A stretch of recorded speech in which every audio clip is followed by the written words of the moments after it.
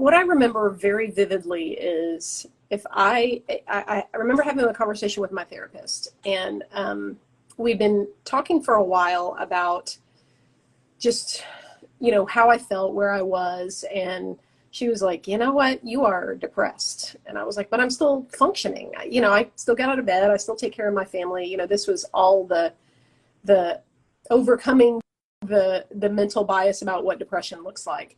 And we were in this extended conversation over a couple of months about whether or not I needed meds, antidepressants. And I just sat with it week after week after week. And we talked about it every session we met. And I talked about it with my husband, and where I finally landed, and I wasn't doing not because I was against it, but I just found myself where I couldn't pray a whole lot. I didn't feel like I was that person that was known as the prayer warrior, as the associate pastor, all of that. I really was in a really rough place, and stuff happened with my family, good stuff and bad stuff, right? Like, you can hit burnout even in the middle of something amazing. Like, my oldest graduated from high school and went to college, and that was huge last year. That was a huge change for our family. So, around about July, I finally landed on the place where, okay, I'm either to continue my life in the trajectory that I'm in right now, I'm going to either have to go on meds, which there is absolutely nothing wrong with that. I have friends that have done it. I have family members who've been on antidepressants, and it's made a world of difference. And if that's what people need, then they need to work with a professional to do that. But for me, that question was, do I have a chemical imbalance that needs to be addressed, or do I have a problem with my lifestyle? Do I have a problem with how I'm living my life? And truth be told, that's where the problem was. The problem was not living within any boundaries, living overextended, not understanding my capacity. These are all things that came out in therapy and in my daily life. And so I in August, that's when I decided, okay, I've got to get out of ministry. If I'm going to survive this and things are going to change and I'm going to recover, I've got to get out of ministry. And a real good friend of mine, a church member, one of our leaders, she's a therapist, and not my therapist, but she is a therapist. And she said, you need to read this book called Burnout. And it explained so much of not just what I was experiencing in the moment, but just what I have experienced as a woman living in our society. Granted, as a white woman, it's different, and a white woman with privilege, but it made a lot of pieces click into place for me. And so I decided, I remember my husband and I had an hour-and-a-half conversation on a Tuesday night, and we were talking about it. What should I do? How should I go about this? And I remember distinctly saying to him, just how much more do I have to give? How much more do I have to pour myself out when there is nothing left for me to give? And that was when he finally said, okay, do it, make the call. And I called my boss and I resigned that night.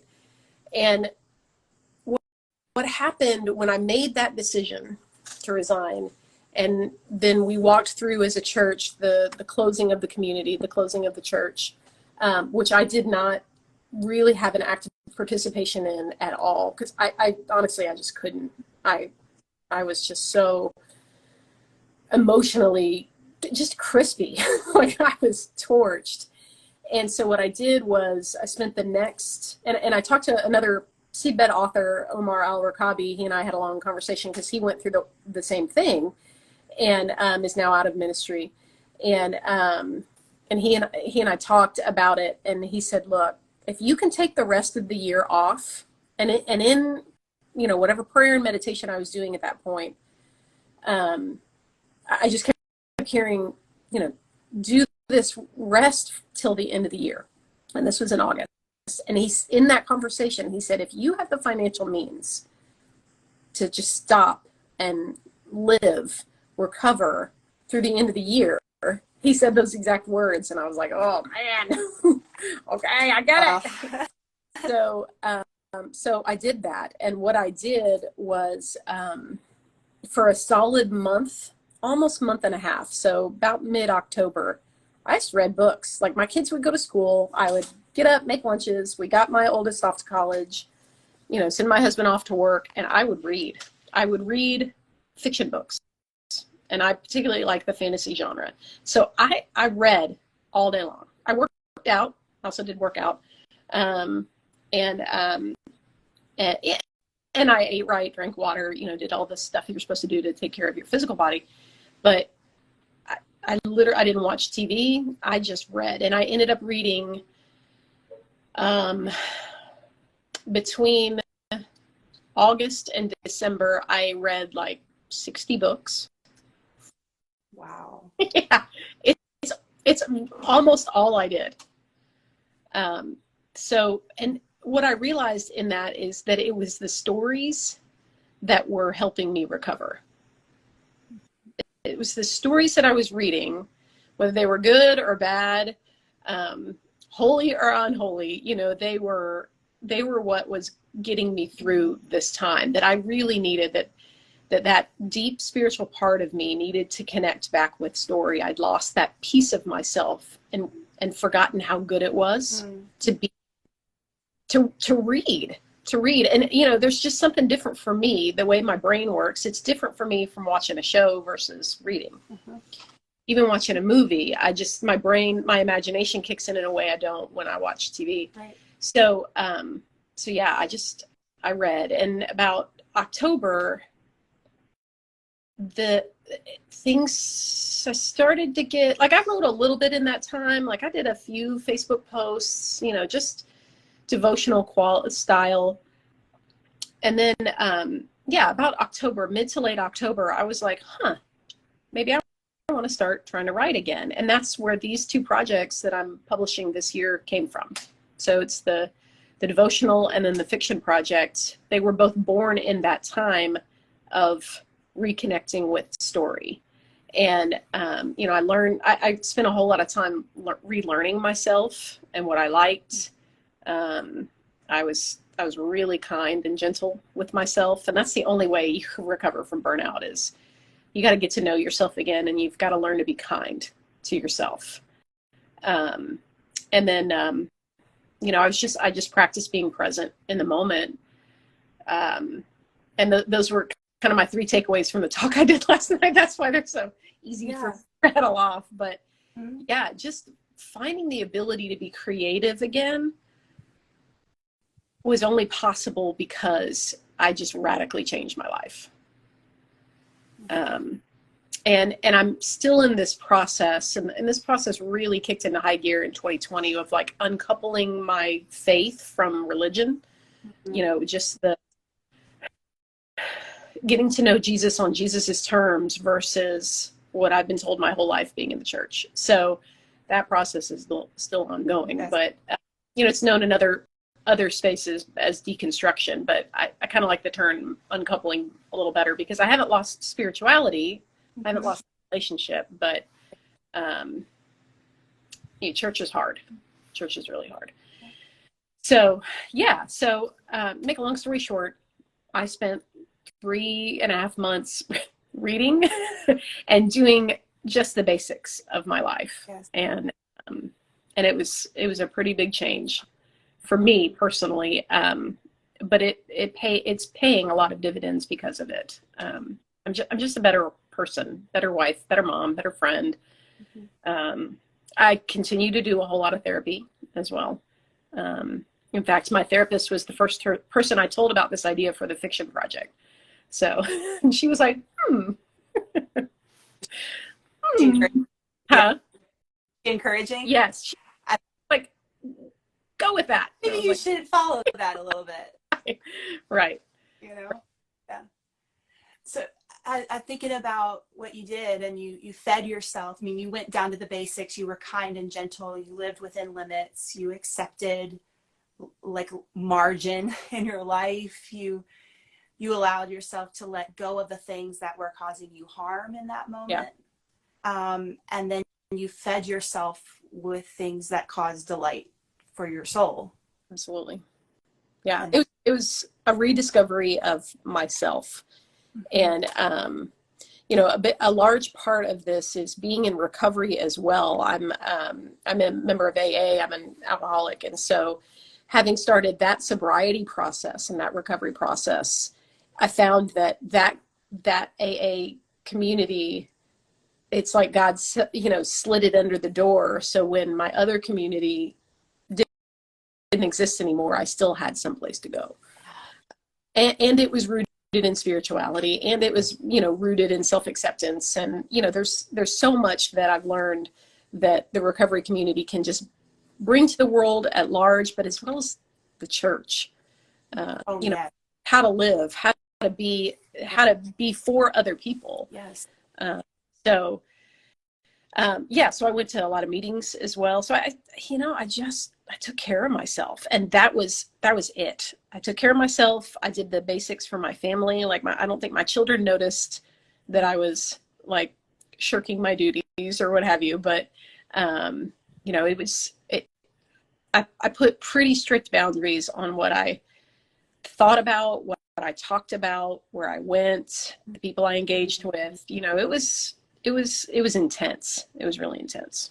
Wow. And I don't know that everybody gets that opportunity. I needed it, and God gave it to me in that moment. But, I'm still working through how to help people that don't have the means to shut it all down. Right. Right. Yeah. It's a hard thing. It's a privilege. Yeah. Oh, absolutely. Absolutely. You're talking about the importance of story, and I wonder if there's anything else that you'd like to say about that, about what story brings, what story brought to you. You were saying, I think about it's connecting with humanity, with our humanity, and that was something you were doing in that moment, connecting with your basic humanity as Amy. Right. And stories to me bring that element to me as well, that my humanity. But yeah. Anything that you'd like to share about how story brought you back to life in a sense? Yeah.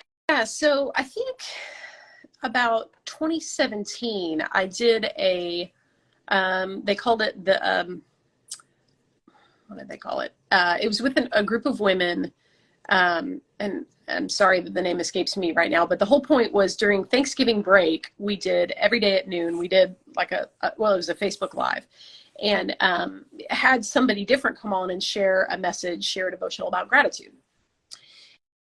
And I think this is kind of where it started, like where the seed got planted, because I was heavily thinking, and I don't know if I was like teaching or preaching at the time, or I was, we as a church were preaching about the parables of Jesus. I don't quite remember, but I went in deep on the parables, and I did a lot of research. I did a lot of study. I read the parables, and what a parable is, what it means, why did Jesus use it, all that kind of stuff. And so I think that was kind of the seed of it, because in its essence, a parable, like a myth or like an allegory, it's a story meant to communicate something, not directly. It's the parables were meant almost like, I don't know if this is your generation, but my dad and I used to watch Star Trek together. Klingons had earworms, like wigs. So like these, to me, that's what a story is. It's something that like crawls in your ear. You hear it. It's, sorry if it creeps you out, but it crawls in your ear, and it plants itself in your brain, and it works itself through your whole being. Right. And that to me is the power of the parable that Jesus uses, because when he originally told those stories, and I do believe Jesus was a real person. I believe that the Gospels are more or less accurate representations of what he said. But the stories that he was telling were meant for people to go away and think about, and that's what birthed transformation in their life. And yeah, he had some harsh words after he told some parables with the religious elite, but he was even telling the stories, not just for his friends, but for everybody, right? Like he wanted to reach everybody. And so I think about that. I think about the power of story, because like you said, it's not just where we connect with our humanity. It is how we live our lives. We live our lives in a story. And for us Christians, we believe it, or followers of Jesus, we believe our life is part of a much larger story of redemption and transformation. And so, stories do things for us that just direct communication, somebody telling you something, isn't going to do. And so when I found myself doing all that reading last year, it helped me, one, get some needed distance from my life. I needed to take a step away from my reality because it was too much, but in a way that didn't leave me with alcohol or drugs or whatever, completely, out of touch. These stories allowed me to see myself. These stories allowed me to understand, who I was as a person and what I wanted for my life. They helped me figure out what I liked and what I didn't like about story, what I liked and didn't like about my life. It birthed something in me that was probably already there and had been there for a while. But, stories are they're the most powerful way to communicate an idea. So, when I preach, I'm a narrative preacher. So I'm telling the story of the text, and I just love it. I love it. Thank you for sharing that. Yeah. So I'm wondering what you would share with anybody who may be watching this now or later, who is in their own version of burnout, their own version of facing something difficult, maybe a barrenness in creativity, maybe a disconnect with who they are, maybe just needing rest. What would you share with them from your perspective now? Oh man, I'm so glad you asked this because it's so easy. Good. I just spoke about it, so I'm like, yeah, I figured you probably talked about it about these people about burnout. Right. No, I'd love to hear what you have to share. Yeah. I know you're just lobbing me some softballs here. No, I think the first thing I would tell anybody who is trying to overcome burnout is you have to do the work to learn how to be kind to yourself. You have to give yourself permission, one, to admit, that's from the recovery world, but you got to admit you got a problem and that you cannot solve this yourself, period, that you need help. And whether that comes in the form of a higher power from God supernaturally helping you, or from a community, from a therapist, you cannot do this alone. You cannot recover in isolation, period, from anything. You cannot live life in isolation. So give yourself permission to recognize where you are, number one. Yeah. Number two, just, go ahead and try and accept that as best as you can. And then, the work of number three is doing the work of connecting with yourself, connecting with God, connecting with others. And you do that through just I presented these 3 simple questions last night. It's like, what brings you joy? What do you just, have you thought about any time in the last month what you enjoy doing? What gives you life is, that's the that's the popular way to say it. What gives you life? Where do you find beauty? You cannot create if you don't see beauty, period. If you can't find someplace, even I'm looking out here, this is my view of my backyard, and I'm just looking at that tree, and it's not a perfect tree, but it's lush and it's green, and it's full of life and it's beautiful. Yeah. Even though it's got a big broken branch that's probably going to fall down, hopefully not our neighbor's house. But, where do you find beauty? And then where do you find pleasure? Where do you enjoy, not just enjoy doing things, but what feels good in your body? So reconnecting with your physical self is step 1 of burnout recovery. And I do that through working out. I do that through riding my bike. I just, there's all sorts of somatic exercises that you can do, but you've got to get back to a place where you find pleasure, you find joy, even if it's something small to start out with. So yeah, I'd say that's step one. Admit you have a problem, that you need help, and that you need to get curious about what you really like to do, and not necessarily for any kind of creative work that's going to go out to the public. It can just be for you. Just be for a super small group of people. Yes. So it can be, it can even be worship. Yeah, it can be. Yeah. That's wonderful. Thank you for sharing that wisdom with us. For your journey. We really appreciate it. Yeah. So what are your projects that you're doing that are coming up? Please tell us a little bit more about them. Yeah. Tell us like the general gist of your fiction book as well. Yeah. Yeah. So the book that's coming out in May is called Come to Me. It's a devotional, and it's the subtitle of it is Healing from Hurt. Shocker, right? Yes. So I spent about 6 months. And the difference in this project than like the other book that I wrote and most other devotionals is we don't bounce around in scripture. We stay with one scripture the entire 30 days. And it's Matthew 11:28 through 30. And the very first line is come to me.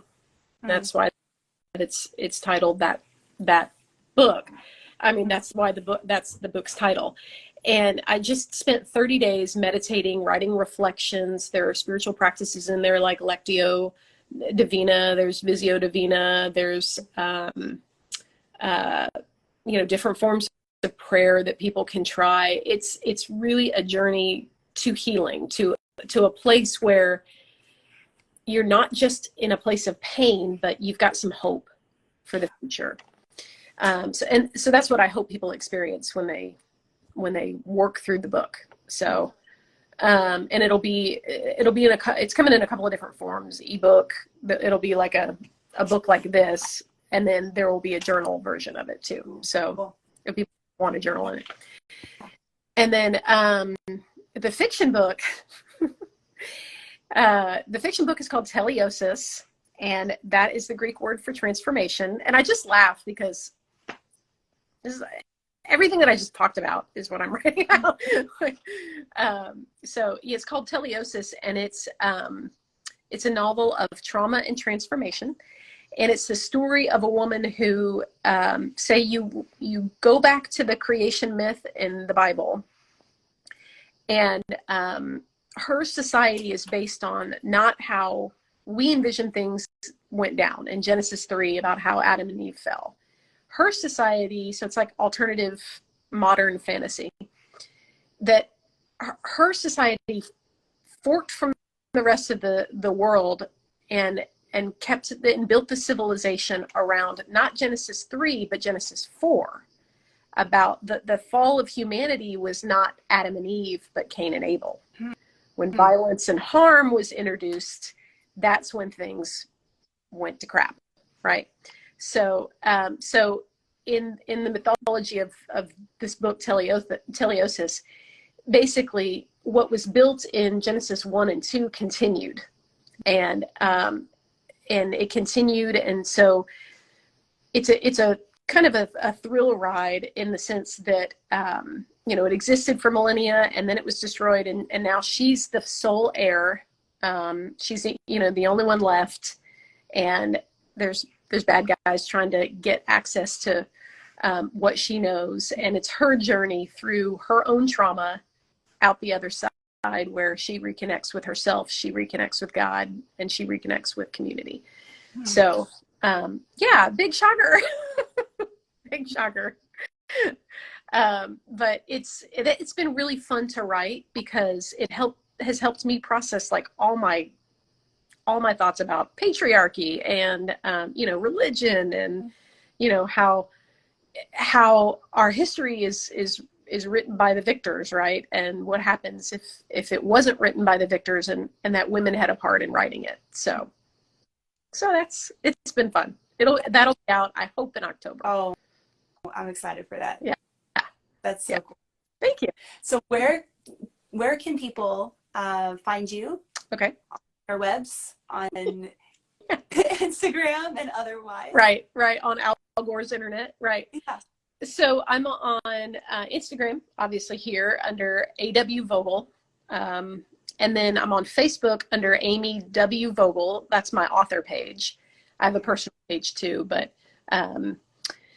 and then I'm on Twitter. I think that's AW Vogel. I've got our YouTube channel that's AW Vogel. And I put just like all my speaking videos and stuff on there. Yeah, I mean, if people go to my Instagram bio and click the link, they'll see where everything is. And then, there's a link to buy third person. And since the books aren't out yet, I am independently publishing those. They'll be available on Amazon. Wonderful. Yeah. Wonderful. Well, yeah. I'm so excited as we're friends and we're continuing to connect this year to see that part of the journey for you too, as you release these two beautiful creations this year. Yeah. So thank you. And hopefully we'll have another discussion sometime soon. Yes. And that maybe I get to turn the tables and ask you questions next time. That sounds good. All right. I'll let you do it. Right. I'm ready. Right. Anytime we can actually make it happen. We'll do it. It'll happen. All right. Wonderful talking with you today, Amy. You too. Thank you so much for sharing everything that you did. Yeah, thank you. Really appreciate it. Bye, everybody. Thanks for joining us. Thank you.